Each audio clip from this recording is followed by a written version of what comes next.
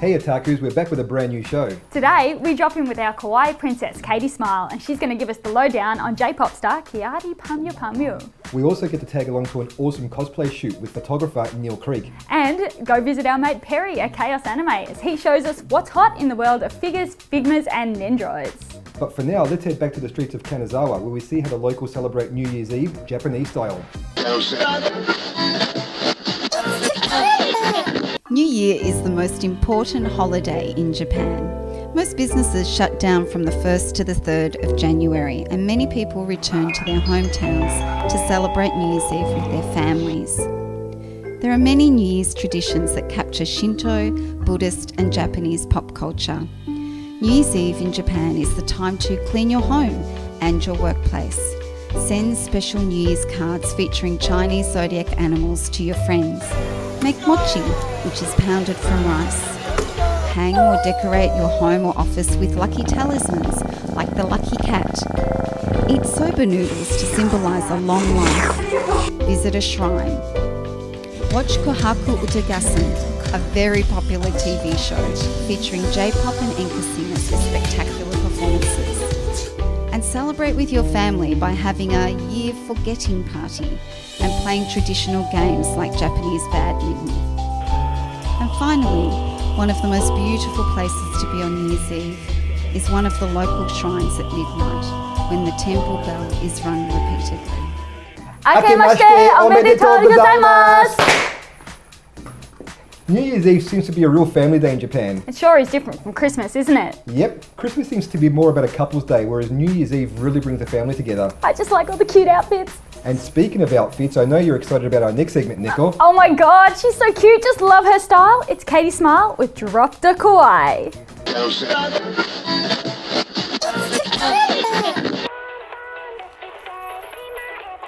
もしもし。これは Drop the Kawaii でしょ。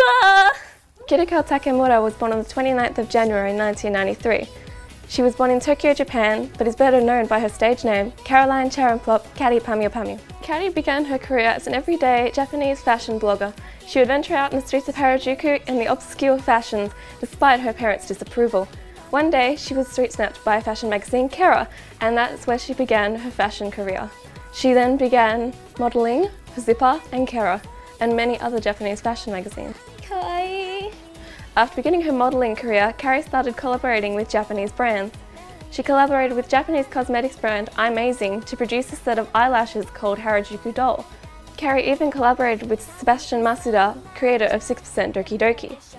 Carrie was then discovered on Nico Nico Doga singing by the brains behind Capsule and Perfume, Yasutaka Nakata. In 2011, Carrie released her breakthrough song/music video, Pon Pon Pon. After the release of Pon Pon Pon, Carrie not only gained success in Japan majorly, but also around the world. After releasing Pon Pon Pon, she released her first album, Mushi Mushi Harajuku. Carrie has now released 7 singles, 3 albums and 1 concert DVD. Carrie has also released her own books, such as Carrie Bon and Oh My God, Harajuku Girl. Yay! She also collaborated with TV show Space Shower Arena to release Mushi Mushi Tokyo, a guidebook to Tokyo. Singles Carrie has now released include Pon Pon Pon, Tukematsukaru, Candy Candy, Fashion Monster, First Edition, Ninjari Bang Bang, Invader Invader, and Multi Nightland. She is soon to release her 8th single, Slow Mo. In 2013, Carrie embarked on her first worldwide tour. She visited the United States, Paris, and even London. Unfortunately, Carrie did not come to Australia, but there is hope for us yet. For information on Carrie's upcoming tour, visit japandemand.com. This is Katie Smile, dropping the kawaii. See you next time. How cool was that, Nicole? It's kawaii and informative.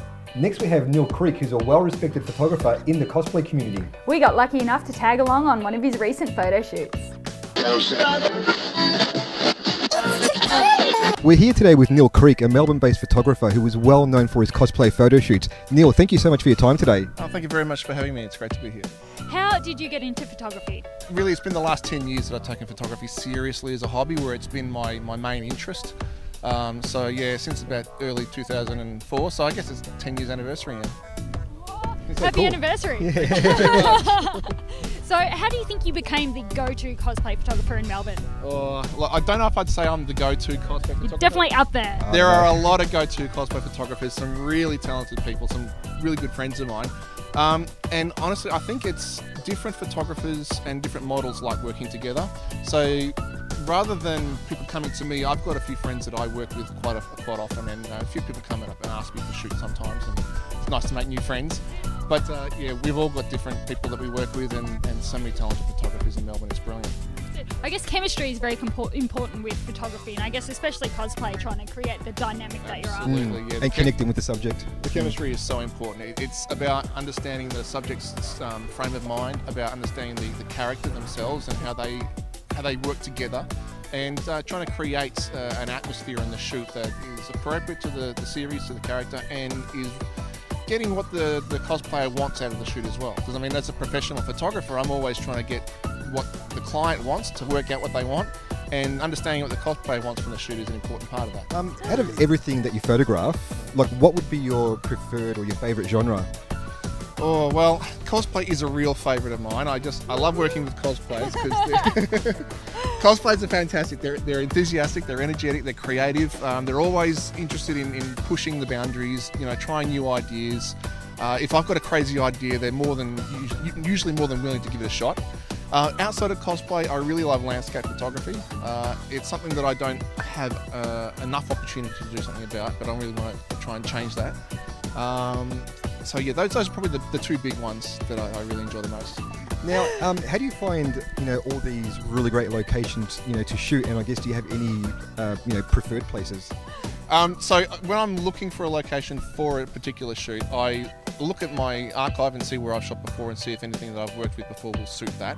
I often use Google Maps and Street View to actually just sort of scroll around and see if there's any places that look good. Like a shoot I did just last week, I found somewhere just by looking at Street View, seeing some great graffiti on the wall, thinking we'll try there. Also doing searches on Google Images for a place name or a type of shoot often brings up interesting locations in Australia if you're searching for a name, or if you're searching for a kind of shoot, like if, say for example, today we did a horror shoot from Spice and Wolf. If you look for cosplay shoots that have done that before that particular subject, you can see what locations they used and then think, do we have anything like that locally? So there's lots of different ways to look for a location, and not one of them is the best. You just sort of got to be flexible.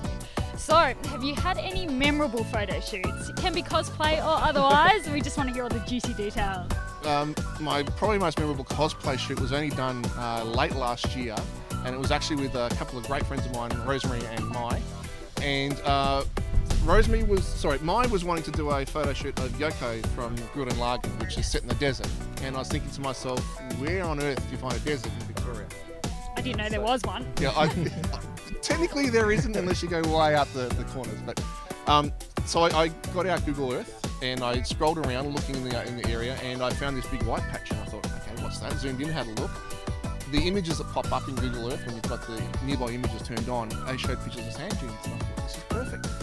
And it actually turns out that my sister has actually just finished building a holiday house within 20 minutes drive of that location. Oh. Convenient. So yeah, Rosie, May and I went down there with a couple of friends for the weekend, and the location was just absolutely incredible. It was breathtaking. It was a very hard walk to get in because there's lots of up and downs on dunes, and dunes are hard to walk on, they're quite steep. But once you got there, you just sort of came over that last ridge, and out there in front of you was the most incredible horizon. No. It was exactly like that. It was exactly like that. It was probably one of the most remarkable locations I've ever shot on anywhere in Australia. It just blew us away. There was sand everywhere. It was just forever. Who would you say is your favourite cosplayer to shoot? I can't answer Gonna that. make you choose. It's something that I usually keep to myself, and it's something that changes over time. So I've had a few favourites that I've worked with in the past. At the moment, I'm really loving working with Rosemary and May, as I've mentioned before. They are awesome. Look them up. Yes, definitely. I've also enjoyed working in the past with Siami. She's still good friends, but we haven't had as many shoots lately. Oh, look, it's just too hard to pick a few favourites. There's just so many amazing and wonderful cosplayers out there. It's very true. They are all beautiful and gorgeous, and we love them all. And that just about wraps us up with the interview with Neil Creek today. Thank you, Neil. It's been a pleasure. My pleasure. It's been a great deal of fun meeting you guys and getting involved with the shoot. It's fun to see things on the other side too, with the videography following us around. I would say exactly the same thing. As a cosplayer, it's nice to see what goes on, on the other side of the camera instead of being the one getting yelled at. Well, not yelled at in this case. He's us. He doesn't yell. So that was awesome. Thank you so much for your time. Yeah, we thanks look forward heaps. to seeing everything in the future.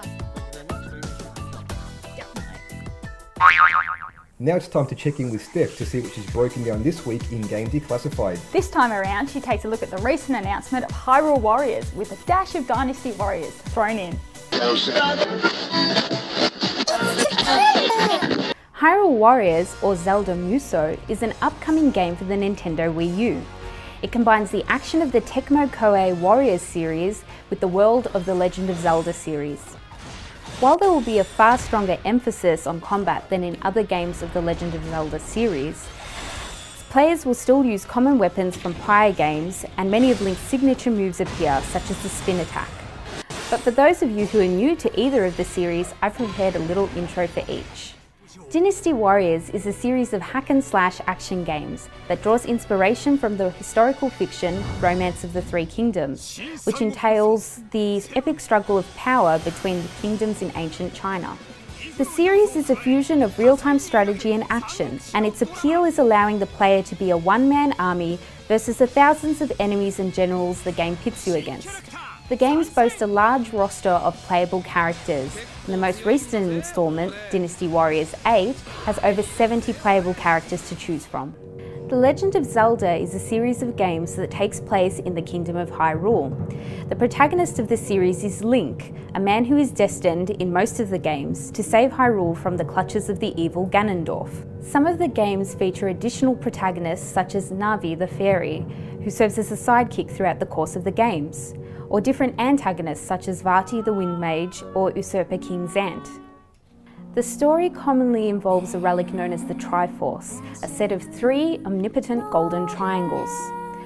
The protagonist in each game is usually not the same incarnation of Link, but a few exceptions do exist.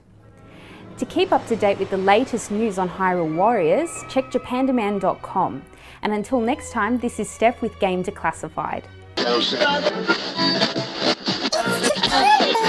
So we're here today with Perry from Chaos Anime, who'll be showing us the latest figures that they have for sale on their website. Perry, thanks for joining us today. Thanks for having me, Japan Man. No worries, man. So what have you got for us today? Today I'm going to be showing you Insane Black Rock Shooter. Awesome. And one of the newest strike witches that's out, that's Sonya V Latvia. Ooh, awesome. Let's have a look.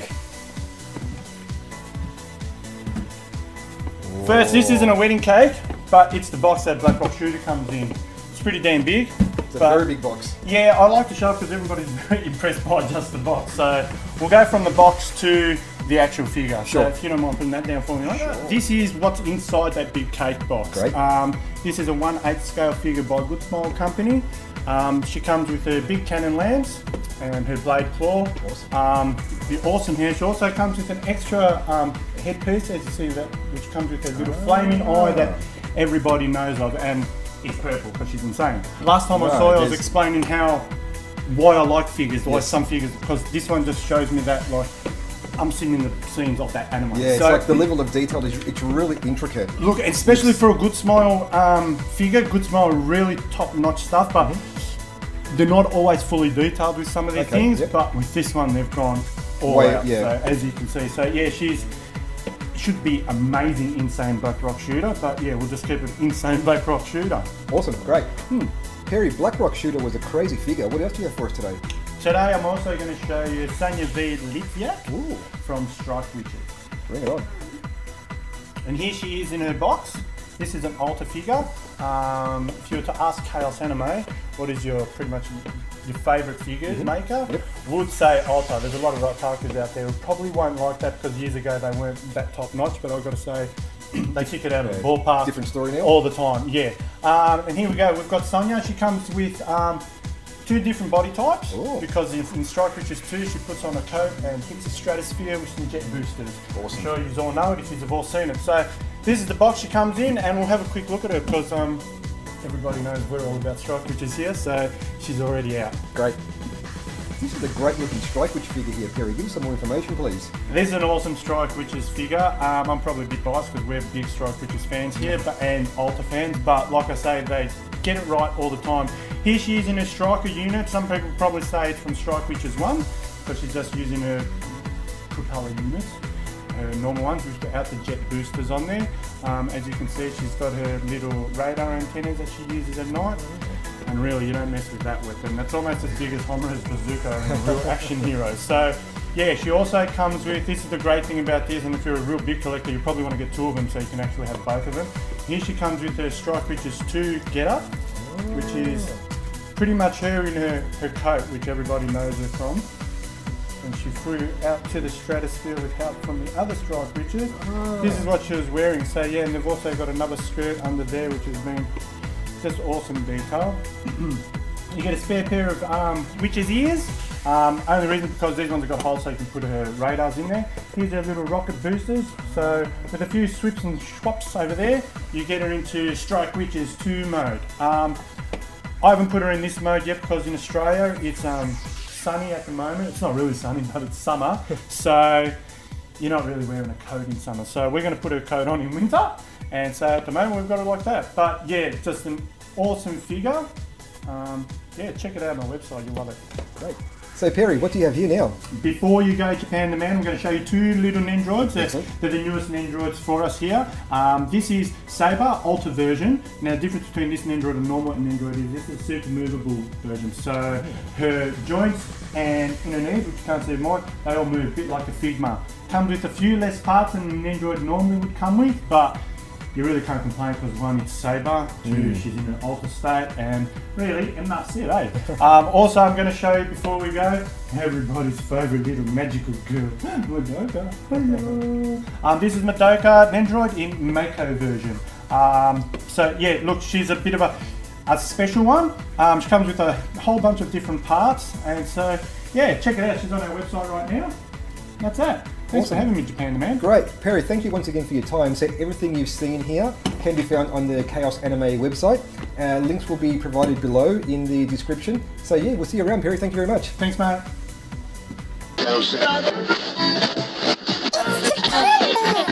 So this week we're reviewing Durarara.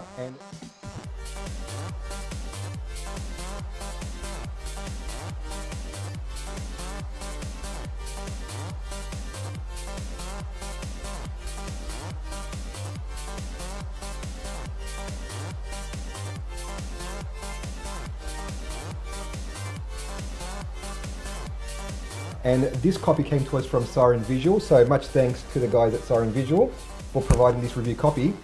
This one is the first one, it's a part 1 of 2, so it goes from episodes 1 to 13, which is what I'm going to be basing my review on.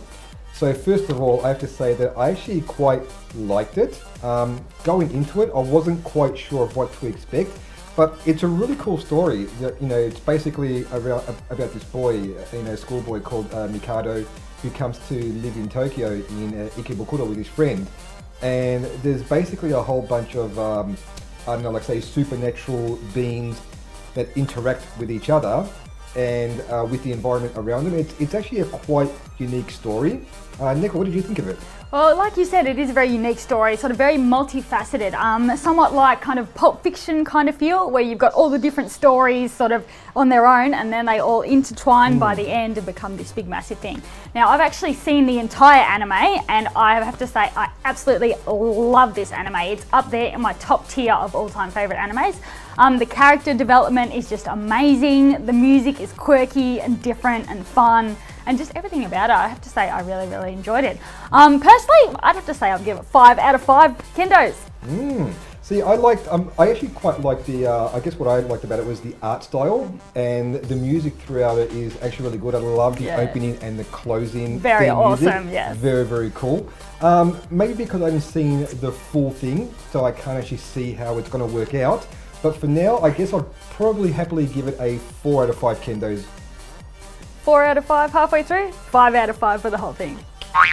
And with that, we come to the end of another show.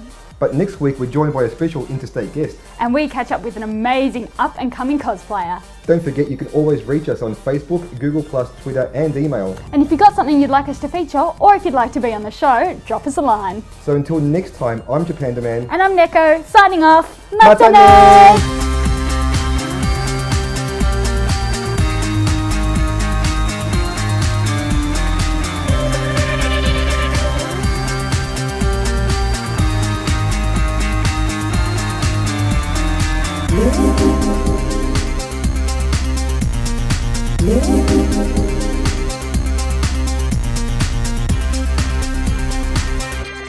So Perry, what else can we get from Chaos Anime? Well, funny you should ask that. Figma. Ooh, White Swask, English and Japanese editions. awesome. Oh, some plushies. Oh, cute. Some messenger bags. Seba. Oh, Oh, and some pillows. Moi. oof, this is a lot of stuff. So for all your otaku needs, go to chaosanime.com.au.